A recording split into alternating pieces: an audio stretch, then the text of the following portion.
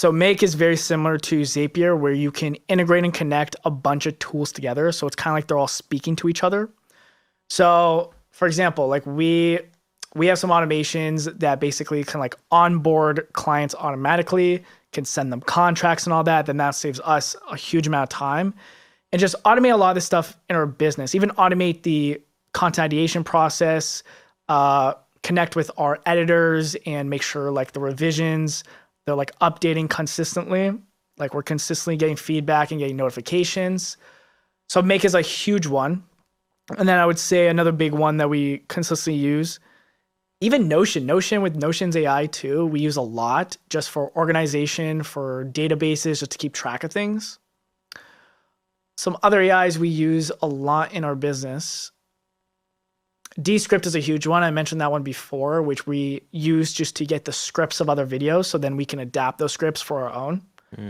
And then even for the general user, the ones I used early on before I actually had like money to reinvest into team members and all that was, so there's an AI tool called Gling.ai, which will basically, if you're creating content, it's going to remove all the bad takes and silences through your content. So you only have like your best takes possible. So that saves a huge amount of time, because if you're cutting clips up yourself, it takes a very long time. That's what I did at the very beginning. I was like, there's no way I'm doing this. I got to figure out something. So Gling.ai was amazing.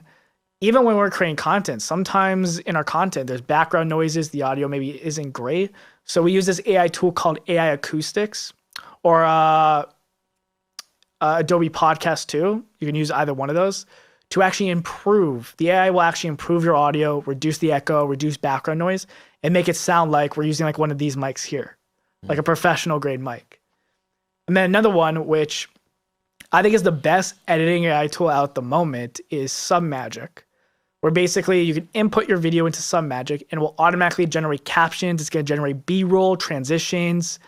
I think now will even cut up your video too. Because again, at the very beginning of creating content, usually if you can't afford an editor and you can't pay people to do this for you, you have to do it yourself. And for me at the beginning, I had to do it myself. So my whole goal was find AIs that can make content creation can make my content creation the most efficient as possible. So using those three tools, I used a lot. And then there was just a whole bunch of other ones. Like Tweet Hunter I mentioned before was a big one we used. Sort TikTok we still use a lot for content ideation.